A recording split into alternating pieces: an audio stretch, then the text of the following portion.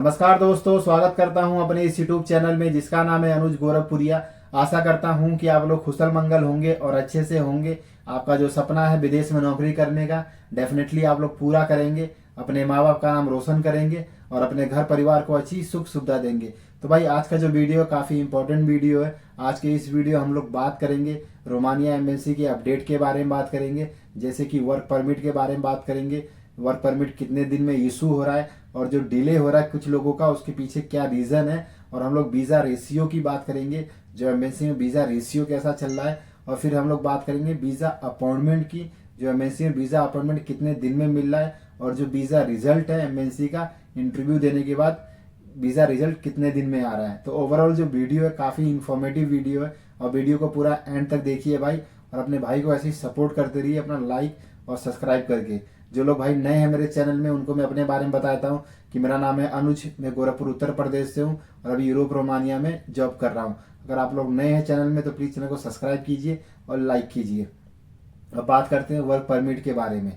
तो भाई ओवरऑल जो वर्क परमिट का जो टाइम है, मिनिमम 3 से 4 महीने का टाइम रहता है। वर्क परमिट इशू हो जाता है। कुछ भाई लोगों का उससे पहले भी इशू हो जाता है, 2.5 से 3 महीने के अंदर भी इशू हो जाता है और 2 महीने के अंदर भी इशू हो जाता है। बट ये सब सिनारियो डिपेंड करता है कंपनी के ऊपर कि कंपनी की आपको रिक्वायरमेंट कितनी, ज़रूरत कितनी ज़्यादा है। जैसे कि अगर कंपनी को ज़रूरत आपकी ज़्यादा जल्दीबाजी में है तो उसी हिसाब से कंपनी भी प्रोसेस करती है। अगर लगता है कि भाई मुझे ये बंदा अगले सीजन तक चाहिए तो उसी हिसाब से वो लोग काम करते हैं, क्योंकि भाई हर चीज़ वो लोग प्लान करके चलते हैं कि मेरे पास अभी इतने एम्प्लॉय हैं, ये अगर इसमें से कोई जाने वाला है तो इसका कोई बैकअप चाहिए, कोई वेकेशन में जाने वाला है। तो हर एक तरीके से वो लोग प्लानिंग करके ही लोगों को दूसरी कंट्री से, आउट ऑफ कंट्री से इम्प्लॉयज़ को हायर करते हैं रोमानिया के अंदर। तो जब आप लोग अपना इंटरव्यू देते हैं एम्प्लॉयर के साथ में या एजेंट के साथ में, तो एजेंट जो है वीडियो भेजते हैं आपका इंटरव्यू का। इंटरव्यू अगर आप लोग सेलेक्ट हो गए तो सेलेक्ट होने के बाद आपका एजेंट आप लोगों को बोलता है कि भाई मुझे आपका मेडिकल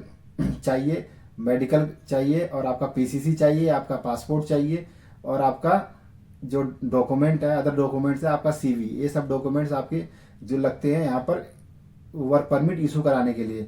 जब आप ये लोग सब डॉक्यूमेंट दे देते हैं तो यहाँ का जो एम्प्लॉय होता है या जो एजेंट एम्प्लॉयर होता है या कोई एजेंट होता है, ये यहाँ पर जाके एम्बेसी से अपॉइंटमेंट लेता है आपकी वर्क परमिट के लिए। तो मिनिमम भाई कम से कम 1.5 से 2 महीने के बीच की अपॉइंटमेंट मिलती है। तो जिस दिन आपकी अपॉइंटमेंट मिलती है तो उस दिन जाके आपके जो फिजिकल डॉक्यूमेंट्स हैं जो आपने दिया, और जो एम्प्लॉयर की तरफ से जो फिजिकल डॉक्यूमेंट्स होते हैं, जैसे कि एम्प्लॉयर का कॉन्टैक्ट पेपर हो गया, ऑफर लेटर हो गया, ये सब वहाँ पर जाके जमा करते हैं एम्बेसी के अंदर। फिर उसके बाद कम से कम 20 से 1 महीने के अंदर आपका वर्क परमिट इशू होता है। तो ओवरऑल मान के चलिए भाई 2.5 से 3 महीने तक का प्रोसेस होता है एक वर्क परमिट इशू करवाने में। तो बट भाई कुछ सिनारियों में सब जल्दी भी हो जाता है, कुछ भाइयों के 2 महीने के अंदर भी वर्क परमिट आ जाता है। डिपेंड करता है कि भाई कितनी ज़्यादा सोर्स है एम्बेसी के अंदर। बट जो ओवरऑल जो टाइम लगता है भाई, मैक्सिमम 2.5 से 3 महीना, मैक्सिमम मैक्स टू मैक्स 4 महीने का टाइम लगता है एक वर्क परमिट इशू कराने में। बट कुछ भाई का जो मैसेज आता है, भाई बोलते हैं, कमेंट करते हैं कि भाई मेरा जो वर्क परमिट है काफ़ी टाइम हो गया, 8 महीने हो गए, 9 महीने हो गए, 10 महीने हो गए। तो भाई इस केस में आप लोगों को मैं यही बोलूँगा कि भाई आप अपने एजेंट को कांटेक्ट करिए कि भाई इतना टाइम क्यों हो गया। अगर इतना टाइम हो गया है उससे बात करके और अपना दोबारा पीसीसी आप उसको दीजिए, क्योंकि भाई आपका जो पीसीसी है उसकी 6 महीने की वैलिडिटी होती है और 6 महीने बाद वो पीसीसी एक्सपायर हो जाता है। काफ़ी बार भाई ऐसा होता है कि जो डॉक्यूमेंट्स होते हैं, डॉक्यूमेंट्स अपने पास रखे होते हैं, एमएनसी में वो लोग सबमिट नहीं करते हैं, तो फिर बाद में बोलते हैं कि हमको पीसीसी चाहिए, फिर दोबारा से सबमिट करते हैं। तो काफ़ी बार ऐसा हुआ है, मेरे साथ भी ऐसा हुआ भाई। मैंने भी कम से कम 3 से 4 बार पीसीसी करा के सबमिट किया, उसके बाद मेरा हर चीज़ यहाँ तक मैं पहुँचा हूँ। तो आपके साथ भी ऐसा हो सकता है कुछ दिक्कत के कारण, या कंपनी के डॉक्यूमेंट्स पूरे नहीं होते तो वो सब वेरिफिकेशन करने में, या कंपनी डिले कर देती है अपना डॉक्यूमेंट जमा करने में, या ज़रूरत नहीं होती है। तो इस हिसाब से वो लोग बंदे हायर कर, मतलब बंदे सेलेक्ट कर लेते हैं और उनको जो बुलाने का प्रोसेस होता है बहुत स्लो करते हैं वो लोग। तो आप इस हिसाब से आप लोग परेशान मत होइए। अगर आप लोग सेलेक्ट हो गए इंटरव्यू में तो मैक्सिमम कम से कम थोड़ा टाइम लगेगा, बट आप लोग यहाँ पर पहुँच जाएंगे। बट आप लोग एक बार अपने एजेंट से कॉन्टैक्ट करिए कि क्या बोल रहा है। अगर कुछ लगता है कि भाई अगर पॉजिटिव फीडबैक दे रहा है तो अपना पीसीसी करा के उसको दोबारा दीजिए और रीअप्लाई करिए, उसको बोलिए रीअप्लाई करेगा वर्क परमिट के अंदर। क्योंकि भाई अभी जो एमएनसी का जो सीन है, अभी एमएनसी लोगों के वर्क परमिट बहुत ईजिली दे रही है, क्योंकि भाई अभी यहाँ लोगों की बहुत ज़्यादा डिमांड है। अभी समर सीजन स्टार्ट हो गया है और जब से शेंजन कंट्री रोमानिया बना है तो काफ़ी लोग भाई इधर से और दूसरी कंट्री भी जाना स्टार्ट कर दिए हैं, जैसे कि भाई इटली हो गया, पोलैंड हो गया, पुर्तगाल हो गया, जर्मनी हो गया, मतलब अलग अलग कंट्रीज में जिसको 1.5-2 साल हो गया भाई, 3 साल हो गया, वो दूसरी कंट्री में भी अपना मूव कर रहे हैं। तो इस हिसाब से क्या भाई जो बंदे जाते हैं तो उनके रिप्लेसमेंट के लिए भी लोगों की जरूरत पड़ती है, तो लोगों को क्या भाई दूसरी कंट्री से हायर करते हैं वो लोग। तो इस हिसाब से प्रोसेस चलता रहता है हायरिंग का। तो अभी रोमानिया में लोगों की भाई काफ़ी ज़्यादा डिमांड है और समर सीजन आ गया, तो समर सीजन में जितने भी सेक्टर्स होते हैं जैसे कि एग्रीकल्चर हो गया, वियर हाउस का हो गया, कंस्ट्रक्शन का हो गया, होटल लाइन का हो गया, हर एक सेक्टर में काफ़ी मतलब लोगों की ज़्यादा डिमांड होती है भाई। क्योंकि ये 3 से 4 महीने का यहाँ समर सीजन होता है और 3 से 4 महीने में उनको काफ़ी सारा काम और काफ़ी सारे उनके टारगेट्स होते हैं, उनको पूरा करना पड़ता है। तो बाकी वर्क परमिट में मैक्सिमम आपको लोगों को मैंने बता दिया कि कम से कम 3 से 4 महीने तक का टाइम लगता है वर्क परमिट इशू होने पर। कुछ अगर डिले हो गया तो कुछ प्रॉब्लम हो सकता है एम्प्लॉयर की तरफ से डॉक्यूमेंट्स में, वेरिफिकेशन में, इसलिए डिले होता है। बाकी आप लोग अपने एजेंट से कॉन्टेक्ट करिए। अब बात करते हैं हम लोग वीज़ा अपॉइंटमेंट की। तो भाई जब आपका वर्क परमिट इशू हो जाता है तो सबसे अगला काम होता है वीज़ा अपॉइंटमेंट का। तो भाई फरवरी तक जो वीज़ा अपॉइंटमेंट थे मतलब लोगों के मिल नहीं रहे थे, क्योंकि एमएनसी में भाई उस टाइम विंटर का टाइम चल रहा था, विंटर सेशन चला था, काफ़ी इंप्लॉयज़ उनके भी लीव पे चले जाते हैं और वो जो काम है थोड़ा स्लो कर देते हैं, क्योंकि भाई इतना लोगों की यहाँ डिमांड भी नहीं होती है और एम्प्लॉयर्स की तरफ से भी गवर्नमेंट को ज़्यादा प्रेशर नहीं जाता है कि हमें फॉरनर एम्प्लॉय चाहिए।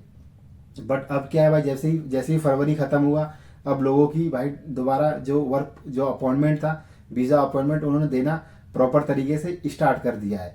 क्योंकि भाई वीज़ा अपॉइंटमेंट जो प्रोसेस होता है, मिनिमम आपकी जो डॉक्यूमेंट आपने जो एम्प्लॉयर ने दिए आपके वर्क परमिट, फिर एम्प्लॉयर की जो होता है कॉन्टैक्ट पेपर हो गया, ऑफर लेटर हो गया, वर्क परमिट हो गया, देन आपकी तरफ से आपका पीसीसी हो गया, मेडिकल इंश्योरेंस हो गया, वीज़ा एमएनसी फीस हो गया, आपके पासपोर्ट का, ये सारी चीज़ें आपको अपॉइंटमेंट के टाइम में लगती है। तो भाई मिनिमम मान के चलिए अभी जो फिलहाल जो है 1.5 महीने तक का टाइम लग रहा है, 1.5 महीने से लेके 2 महीने तक के बीच में ही जो वीज़ा अपॉइंटमेंट टाइम मिल जा रहा है। और कुछ भाई लोगों का 45 से 50 दिन में भी एम्बेसी जो है वीज़ा अपॉइंटमेंट का टाइम दे रही है। तो मैक्सिमम मान के चलिए अगर आप लोग अप्लाई करना चाहते हैं वीज़ा अपॉइंटमेंट में तो अपने डॉक्यूमेंट पूरा ओके कर लीजिए भाई, क्योंकि जो आपका जो फाइनल स्टेप होता है वर्क परमिट इशू होने के बाद वीज़ा अपॉइंटमेंट का, तो अपने जब आप लोग अप्लाई करते हैं तो मेक श्योर आपके डॉक्यूमेंट की सारी प्रॉपर वैलिडिटी होनी चाहिए और प्रॉपर डॉक्यूमेंट में कोई भी किसी भी प्रकार की मिस्टेक नहीं होनी चाहिए, ना आपके नाम की, ना स्पेलिंग की, ना उम्र की, ना मैरिड अनमैरिड, ना कंपनी में भाई काफ़ी लोगों के कंपनी के नाम ऑफर लेटर में कुछ और होते हैं, वर्क परमिट में कुछ और होता है। तो ये सब बिल्कुल नहीं होना चाहिए। अगर ऐसा कुछ है तो आप लोग उसको वेरीफाई कराइए, नहीं तो आपका क्या है कि जो वीज़ा रिजेक्ट हो जाएगा। तो जब आप लोग अपॉइंटमेंट के लिए अप्लाई कर रहे हैं तो मेक श्योर आपके पूरे डॉक्यूमेंट प्रॉपर तरीके से वैलिड होने चाहिए, जो आपको लोगों को मैंने बता दिया। जैसे पीसीसी हो गया, देन मेडिकल जो करवाएंगे आप लोग, देन आपका जो वर्क परमिट हो गया, आपका पासपोर्ट हो गया, आपका कॉन्टैक्ट लेटर हो गया, ये सब आपके चीज़ें अपॉइंटमेंट के लिए लगता है। अब बात करते हैं हम लोग वीज़ा रेशियो की। तो भाई जो वीज़ा रेशियो है काफ़ी मतलब रोमानिया का फिलहाल अभी जो शेंजन कंट्री में रोमानिया ऐसी कंट्री है जिसका जो वीज़ा रेशियो काफ़ी अच्छा चल रहा है। बाकी अदर जो शेंजन कंट्री है उनका वीज़ा इतना अच्छा नहीं है। बाकी आप लोग भी देख सकते हैं, अगर आपके कोई फ्रेंड्स रिलेटिव्स अदर कोई शेंजन कंट्री यूरोपियन कंट्री में रहते हैं तो उनसे आप लोग पता कर सकते हैं कि भाई जो वहाँ का जो वीज़ा रेशियो कैसा चल रहा है। बाकी अदर कंट्रीज़ का जो वीज़ा रेशियो भाई बहुत ही डाउन है। बाकी क्योंकि रोमानिया अभी शेंजन कंट्री में है और अभी ये इकोनॉमिक जो है इसकी जो है काफ़ी मतलब फास्टेस्ट ग्रोइंग कंट्री है यूरोपियन की, तो यहाँ लोगों की डिमांड उसी हिसाब से बहुत ज़्यादा है। तो डिमांड के चक्कर में ये लोग काफ़ी हद तक वीज़ा जो है अप्रूव कर रहे हैं। तो वीज़ा रेशियो की अगर परसेंटेज में बात करें हम लोग तो भाई अगर 100% में से 95% लोगों का जो वीज़ा अप्रूव्ड हो रहा है और 5% जो लोगों का वीज़ा अनअप्रूव्ड हो रहा है। और जो 5% वही लोग हैं जिनके कोई डॉक्यूमेंट्स में प्रॉब्लम है और वो लोग बिल्कुल भी जब इंटरव्यू के टाइम में बिल्कुल भी कुछ नहीं बोल पा रहे हैं अपनी कंपनी के बारे में, अपने बारे में, तो उन्हीं लोगों का ही वीज़ा अनअप्रूव्ड हो रहा है। बाकी भाई ओवरऑल जो आप लोगों को बताऊं मैं, जो वीज़ा रेशियो रोमानिया का बहुत ही अच्छा है। बिल्कुल भी आप लोग डीमोटिवेट मत होइए। अगर आप लोगों ने अपना प्रोसेस चालू करवा दिया है, चालू करवाने वाले हैं, बिल्कुल भी मत घबराइए। जितना आप लोगों को टाइम मिलता है तो ओवरऑल अपनी कंपनीज के बारे में, अपने बारे में थोड़ा बेसिक इंग्लिश के ऊपर, अपनी पर्सनैलिटी के ऊपर काम करिए आप लोग। आपका 100% वीज़ा अप्रूव होगा, ये मेरी गारंटी है। मैं आप लोगों को बताता हूँ, अगर बस यही सब चीज़ें आप लोग बस फॉलो करिए, बेसिक चीज़ें। कोई भी हार्ड एंड फार इंटरव्यू नहीं होता है। काफ़ी जो अनएजुकेटेड एजुकेटेड लोग ही यहाँ पर आते हैं, बाकी हम जैसे लोग ही यहाँ पर आते हैं। ज़्यादा पढ़े लिखे लोग यहाँ पे नहीं आते हैं भाई। वो लोग दूसरी पैसा लगा के मोटी कंट्री में, बड़ी कंट्रीज में जाते हैं जहाँ पर कोई लाइफ भी नहीं है। और काफ़ी लोग भाई कनाडा अमेरिका छोड़ के अब यूरोपियन कंट्रीज में आ रहे हैं, क्योंकि भाई वहाँ का लाइफ स्टैंडर्ड और यहाँ का लाइफ स्टैंडर्ड बहुत ही डिफरेंट है, ज़मीन और आसमान का डिफरेंट है। अगर आप लोगों को मौका मिल रहा है रोमानिया जैसी सेंजन कंट्री में आने का, तो आप लोग जरूर डेफिनेटली एक बार ट्राई करिए अपना लक। अब बात करते हैं हम लोग वीज़ा रिजल्ट की। तो भाई जब हम लोग वीज़ा अपना इंटरव्यू देते हैं एम्बेसी के अंदर, तो जो वीज़ा रिजल्ट है भाई, वीज़ा रिजल्ट डिपेंड करता है कि कुछ लोगों का भाई जो वीज़ा है काफ़ी जल्दी आ जाता है, जैसे कि मान के चलिए 30 से 32 दिन में भी आ जाता है। और कुछ लोगों को भाई 45 से 50 दिन लगते हैं और 60 दिन भी लग जाते हैं। बट मैक्सिमम जो वीज़ा का जो टाइम होता है मैक्सिमम 45 से 50 दिन का लगता है।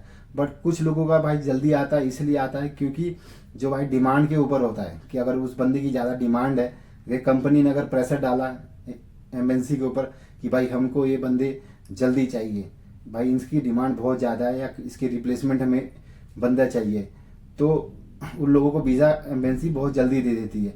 और भाई जिसको लगता है कि भाई इसकी डिमांड थोड़ा स्लो है, तो मैक्सिमम जो है 45 से 50 दिन के अंदर वीज़ा वो लोग मतलब वीज़ा आपको अप्रूव करके हाथ में पकड़ा देती है।